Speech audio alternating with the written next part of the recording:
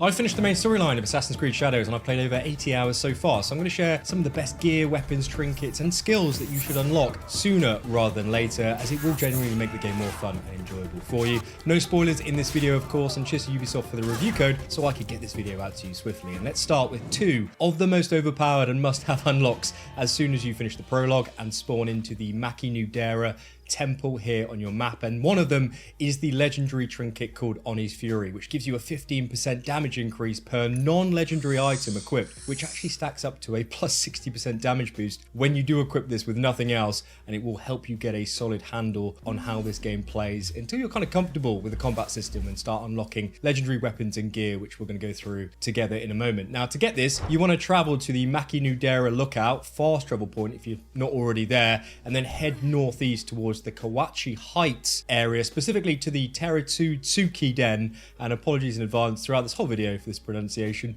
It's a work in progress. Now, it won't take you too long to reach this location, and when you do arrive, you're looking for a chest inside this small hut, which contains this outrageously good trinket. But as soon as you start equipping legendary items, this trinket becomes less and less effective, and it will eventually be outclassed by the Amaterasu Blessing Trinket, which increases your damage by 10% for each unused ability slot, and for the first 10 to 20 hours of the game that translates to a 10 to 30% damage boost depending upon how many weapon abilities you've unlocked and then slotted into that weapon wheel diamond. Now, this means once you start kitting out your character, or especially gearing up Naoe in particular before you unlock Yasuke, you can transition from Oni's Fury to this Amaterasu Blessing Trinket and keep your damage output consistently high in combat. Now, to get this one, it's located in an area called the Old Kofun, but unless you've already explored that part of the map, I recommend just fast traveling to Sakai, which is near the coast, and then I'm going to actually just drop a marker here on your screen for you, and then once you do arrive, you will know that you are in the right spot because you will come across this kind of cave entrance, which is underneath this temple mount. Now, once inside, you will need to complete this Kofun parkour tomb, and when you do finish it, you'll pick up a knowledge point and this trinket. So for around 20 minutes of your time in total early on in the game, it's an absolute beast of an item that you'll want to actually keep equipped until the late game unlocks, or depending upon how many abilities that you choose to equip pretty much for the rest of the game. But what about hideout upgrades? Because there is a lot of choice here with this mechanic in game, and what are the best things to build or upgrade early on in Shadows?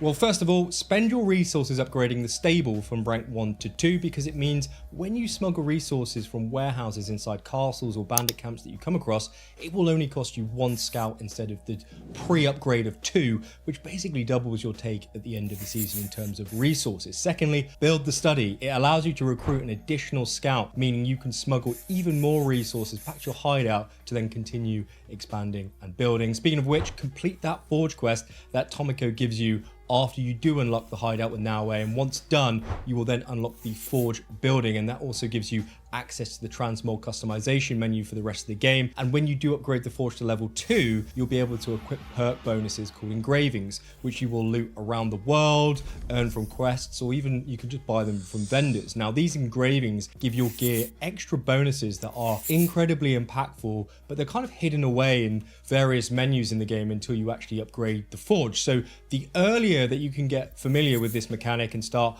applying these engravings to your specific gear piece or loadout, the more effective your combat or stealth performance will be throughout the game. And speaking of that as well, when you do unlock Yasuke, or let's say you already have, make sure you build the Terror building as soon as possible. It is tucked away in another sub-building kind of menu, but what it does is it increases your XP gain by 10%, which means that every minute that you play this game without this building being constructed, you are essentially handicapping yourself and leaving 10% XP gain on the table for everything that you do. So get it built as soon as possible. Now, there's a lot more buildings in this hideout, which are really great to have during the mid to end game of Shadows, which I'm going to break down for you in an upcoming hideout video. So do drop a like on this video if you're finding it useful so far, and if you'd like to see that hideout breakdown. And if you haven't already, do subscribe, as I've got lots more Shadows content coming your way in the coming days and weeks, which I know you'll find helpful and hopefully enjoyable. But let's move on to some weapons, because what are the best options you can grab and equip early on in this game, and why are they actually worth using?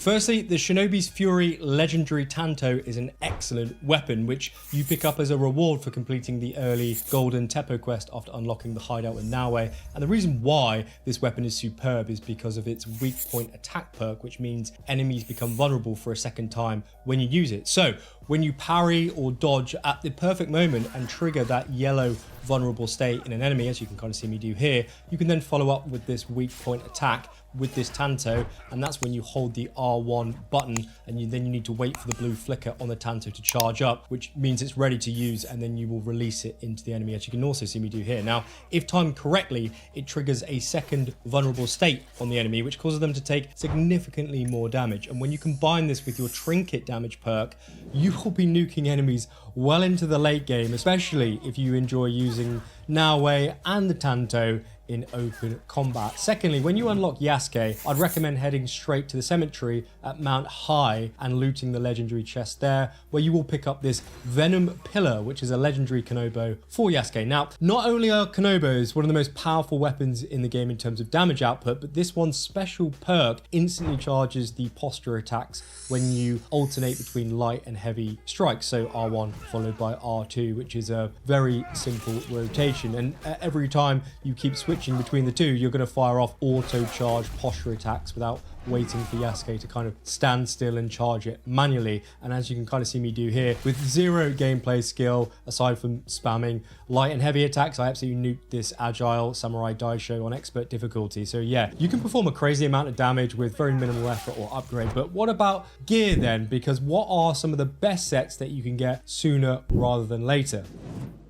Well, if you haven't unlocked Yasuke yet, then take advantage of clearing fortresses and castles while you can, because the wanted system doesn't activate until you do unlock him, which means that you won't have to wait until the end of the season for the wanted meter to reset, and you won't have hordes of guardians chasing you down everywhere you go, which don't drop any loot at all. And with that in mind, I'd recommend heading to Katano Castle, which is west of the Hideout here on your map. And after clearing out all of the enemies and the daisho and unlocking the castle chest, you'll then get this Tools Master legendary light gear piece for Naoe, which throws a kunai at the nearest enemy after every assassination, which essentially is a very early game double assassination mechanic, and I'm going to show you a little later on how you can upgrade that even further with some really good skill unlocks. But as for an early headpiece for Naoe, head over to Takatsuki Castle, which is just across the river from your hideout on your map here, which is not too far and definitely worth the viewpoint unlock alone anyway, because it's quite central in the map and it's a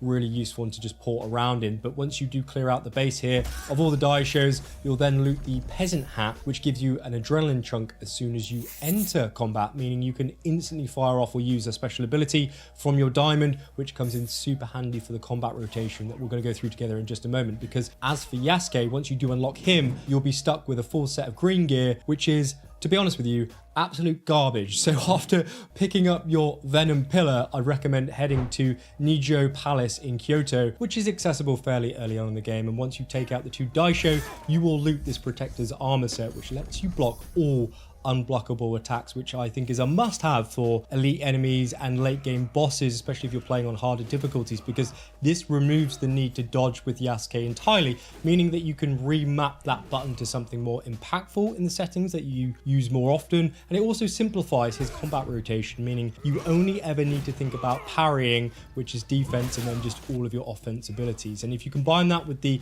extravagant Kabuki Mono headgear, which automatically performs a weak point attack after a successful parry, then you look at a pretty wild but very simple Yasuke build, because what it does is it triggers a posture attack instantly after parrying, which you can then follow up with another charged posture strike utilizing your Konobo. So you will be smashing enemies across the map with a huge baseball bat, which is actually pretty good fun. The only caveat here being is you will need to travel to the west side of the map. It's a little bit of a trek, but once you get to the Kabaka Kakurega, you will then need to make a quick run to the north to the Narutaki Falls, where you'll then find this chest, this legendary chest hidden behind a waterfall. So for about 10 to 15 minutes worth of work, it is absolutely worth doing, because playing Yasuke does become a lot more fun and enjoyable when he is geared appropriately. But what about skills? What are the best ones to unlock first, and how do you gain knowledge ranks quickly to then unlock those skills? Well, let's first run through that now, because you need 10 knowledge points to level up each mastery skill rank. Well, until you hit rank 4 anyway, and then you'll need additional points per level. But that doesn't matter right now, because to get those first initial 10 points fast, so we can unlock level 2, as you can kind of see here, this is where the kind of best early game skills are, and it's worth getting these 10 knowledge points because of that. Now, to get them, you're going to need to take on these world activities for both characters, which are scattered around the map, and they are marked with these red icons. Now, I'm not going to go through all of them right now because I did that in another breakdown video, tips and tricks video, which I'll link at the end of this one if you're interested. So in the interest of your time, and just to help you hit that level 2 quicker, I'd recommend completing the temples in the first 3 provinces of the map, which I will highlight on your screen here for you, so you can kind of screenshot it, since this part of the map certainly will be for you, will be fogged over, so you won't be able to see this.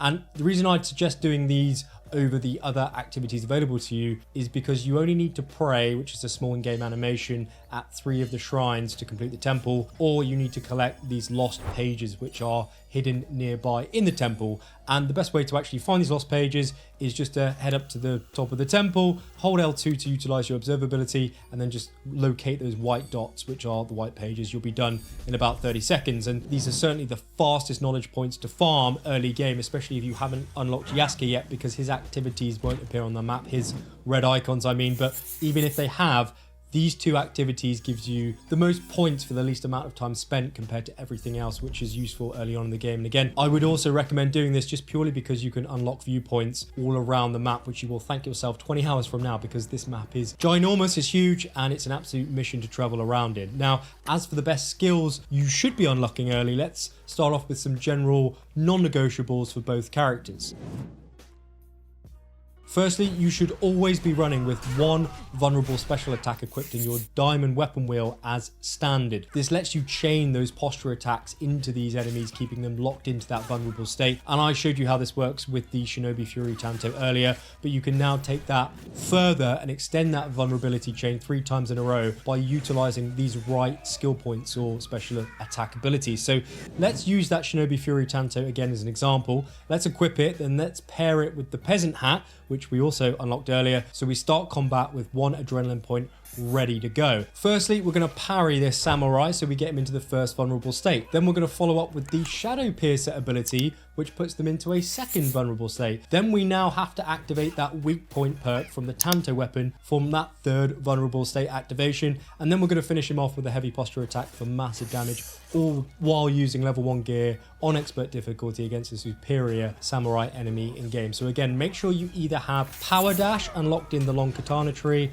or Impale from the Nagatana tree for Yasuke socketed in your ability wheel. As for Naoe, I'd recommend Tidal Wave from the Katana tree, Exposed Wound in the Kusuragama tree, or again Shadow Piercer for the Tanto, and any of these options will do solid work for you early on, extending that vulnerability state and increasing your damage against really difficult enemies. Now, on top of that, there are some other early Yasuke skills that I would recommend unlocking. The first being the brutal assassination skill for Yasuke, because as soon as you do, both characters will now be able to assassinate in this game. And while it's just a small quality of life improvement, it's absolutely worth doing if you find yourself switching characters often, because it is actually quite frustrating when you realize that Yasuke can't do it, and then you just walk up to enemies, tapping R1, and you just get into open combat. So unlock that straight away. I'd also recommend investing early points into the long katana combat expert perk tree once you hit a knowledge rank level of 2, and that perk increases your damage with all melee weapons up to 9% and not just the katana. So very early on, that's another huge bonus to add into your kind of repertoire, your armory of output when it comes to damage when unlocking Yasuke. Now, as for Naoe, unlocking the smoke bomb ability straight out of the gate is a no-brainer for me, and it should be for you as well, because it lets you reset the stealth loop mid-combat if you've run out of rations to heal yourself, or if you're under intense close quarters pressure. So you can just drop it instantly on the floor, wait to return to stealth whilst in this smoke bomb, and then just get a clean assassination combo with all those enemies that were attacking you, so you can then return to stealth if you're in a castle or restricted area without being wanted or the alarm going off. I'd also unlock the kunai quick throw ability to use alongside that Toolmaster's outfit perk I did walk you through earlier. This of course allows us to double assassinate early on, but it also allows us to quickly follow up with a 3rd kill by just tapping the L2 and R1 buttons on your controller right after that kunai perk animation finishes, thanks to the outfit. So you kind of get 3 kills or a 3-kill combo very early on which is incredibly helpful. I'd also make sure to unlock the grab ability in the shinobi tree, which allows us to grab and knock out enemies that you can't yet assassinate, as we haven't upgraded our hidden blade damage, which is what those tabs are above an enemy's head. As you can see here, we can't fully kill him yet. So by utilizing this grab and knockout ability, it allows us to not kill them, but they are then pacified, so we can then loot them and then remain in stealth. But it also doesn't count as a kill if their samurai daisho, meaning you can always come back later and finish the job properly if needed. And just like with Yasuke, spend your points in the katana melee expert tree for that same 9% damage increase early on. I appreciate it's not a sexy upgrade, but just having a 9% damage on all of your offensive weapons just makes the game way more enjoyable, especially if you combine that with those trinkets. You're just going to be outputting so much damage. Now, I've made another helpful video just like this one with even more tips and tricks, so give that a click on your screen or TV right now so you can get even more out of this awesome game, and hopefully I'll see you there in a second. If you haven't already, by the way, come and join our community Discord to chat about everything involving this game and everything outside of this game with like-minded gamers. I'll put the link down below in the description. My thanks to Nika and Jabak and Donut for helping me in early access to make this video for you. I hope it was helpful, and as usual, coffee is on me.